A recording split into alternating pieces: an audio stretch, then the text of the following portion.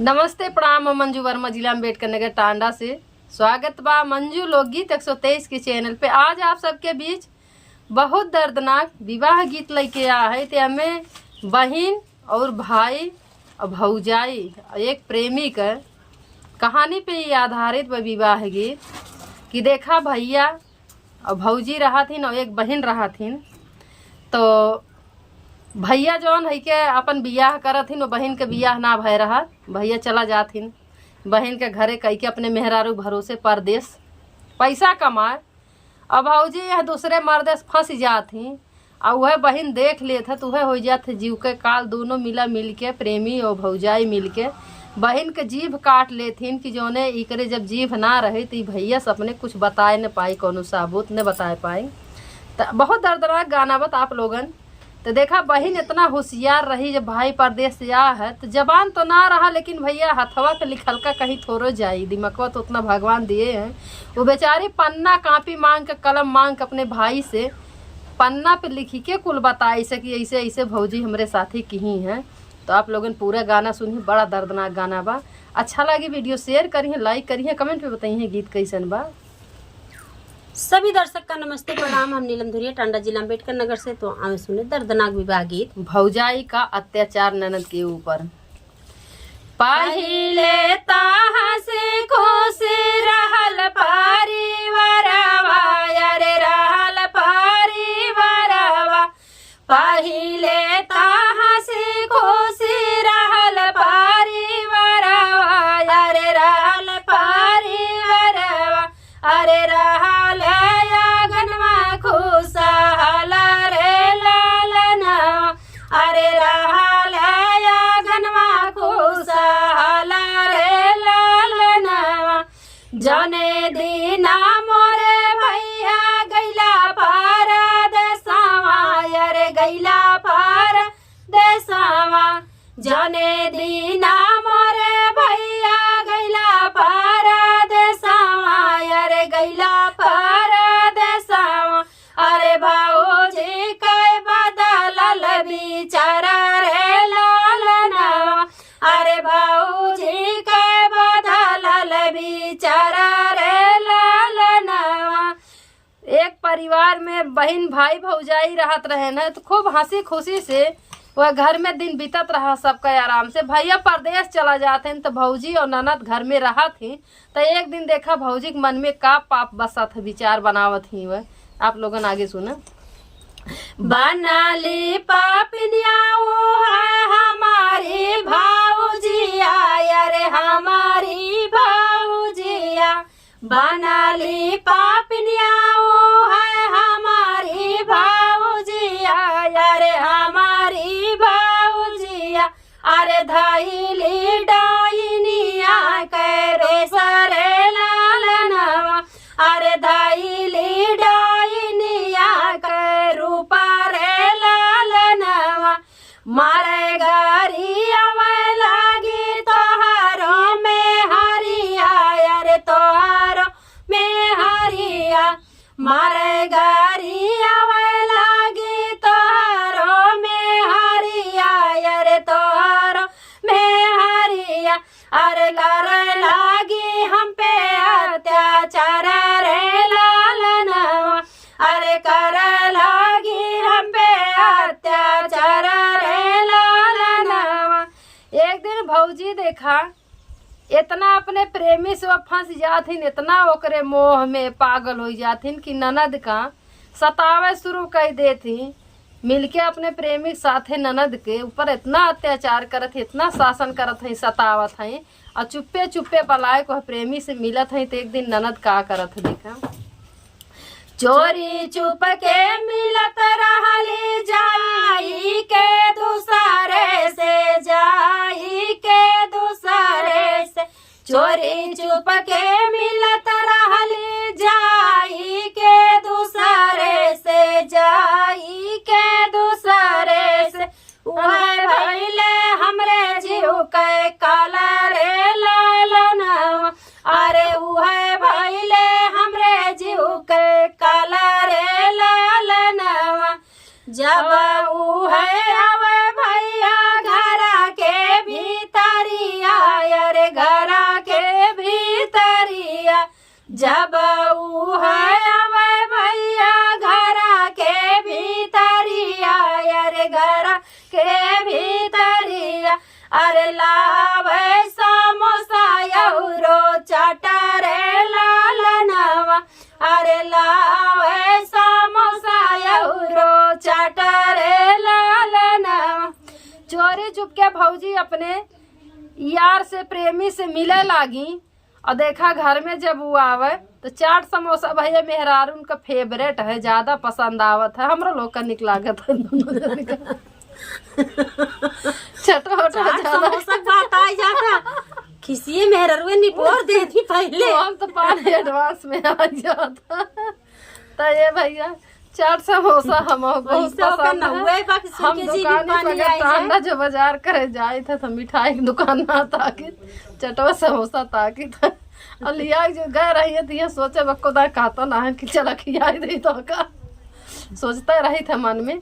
तो मेहरारू के देखा फेवरेट चाट समोसा है, तो जब उनका प्रेमी आवत है घर में तो चाट समोसा जरूर मेहरारू ताई लेके आवत है।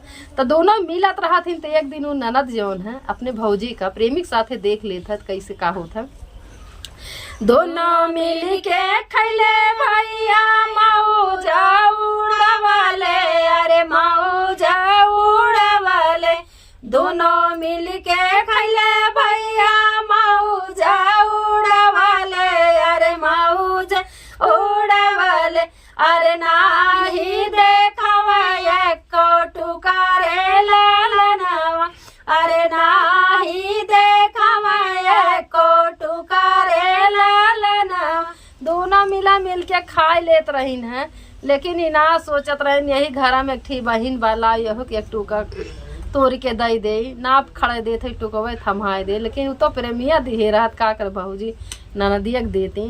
तो देखा का भर हमारा से है भैया कमावा करावे, अरे कमावा करावे, हमारा से है भैया कमावा करावे, अरे कमावा करावे, अरे नहीं करे अपना को कमारे लालनवा, अरे नहीं करे अपना को कमारे लालनवा।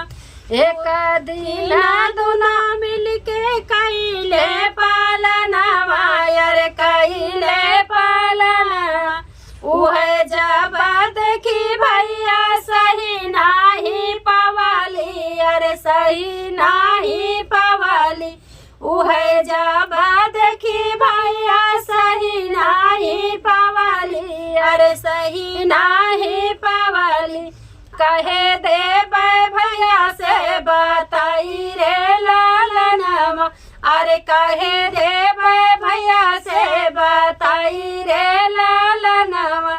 ननद कहा था अपने भैया से कि ये भैया जब भौजी चाट समोसा खात रही प्रेमी के साथे मिलके, हम अपने आँखी देखे लेकिन एक टूका हमें ना दी भौजी। अब हम सोचे अपने मन में कि आज हम देखा था लेकिन हमार भैया परदेश से आई है, तो हम अपने भैया से बताई सारी बात, तो वह हमरे जीव के काल बनी जात है ये भैया। तो देखा दोनों मिला भौजाई और प्रेमी मिलके का हमरे साथे करत ही।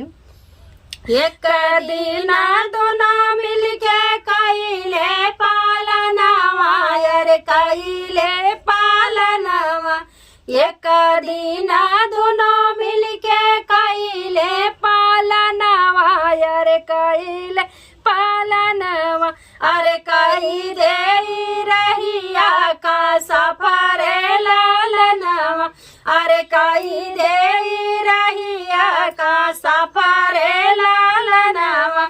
देखा दोनों मिला भैया से बतावत है, बहन बतावत अपने भाई से कि भैया जब हम अपने आँखी देख लिए तो दोनों प्रेमी और भौजाई मिल के प्लान बनाए कि एक चला अपने रास्ता से हटाए देवा जाए, न ही रही और न जोन है कुछ बताए पाई केहू से।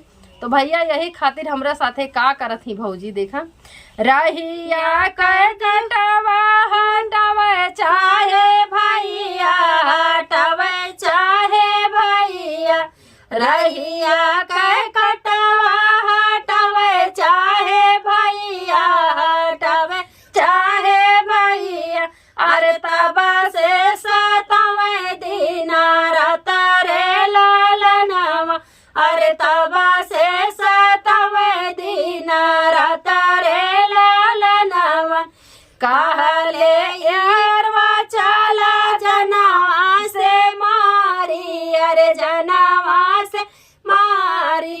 कहिले इरवा चला जनवा से मारी, अरे जनवा से मारी।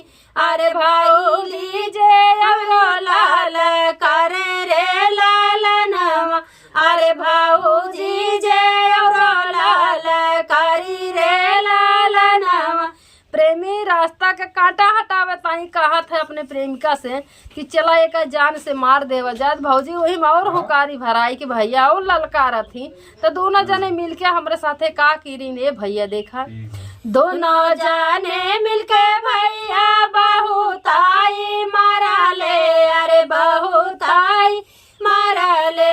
दोनों जाने मिलके भैया बहुताई मारा ले, अरे बहुताई मारा ले। अरे और दिहले जिबिया मोर काट रे लालनवा, अरे और दिहले जिबिया मोर काट रे लालनवा। नहीं राही जिबिया नहीं बोली कुछ बचनिया, अरे बोली कुछ बचनिया। नहीं राही जिबिया नहीं बोली कुछ बचनिया, अरे बोली कुछ बचनिया।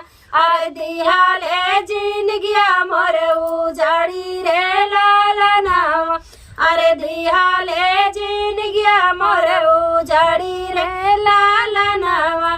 घरवा का छोड़ी भैया गैला परदेसवा, अरे गैला परदेसवा। घरवा का छोड़ी भैया गैला परदेसवा, अरे गैला परदेसवा। अरे भाऊजी के बदलल मिजाज रे लालनवा, अरे भाऊजी के बदलल मिजाज रे लालनवा। देखा प्रेमी और भौजाई दोनों मिल गए भैया हमार जीभ काट दीन कि जब एकरे जीभ न रही एको शब्द ही बताए ना पाई हमार काली करतूत केहू से न बताए पाई। तो एक नाते ए भैया जान से ना मारे लेकिन हमार जीभिया काट दीन, हमार जिंदगी एकदम झंड कर दिन खत्म कर दिन। जब भाई परदेश से आए तो बहन सारा बात को बतावत है अपने भाई से कॉपी पे लिख के। ये भैया उस ना बताए पाओ जीभ रहा ना बोल पावत रही तो कॉपी कलम से लिख के कुल बताई से बहन। धन्यवाद।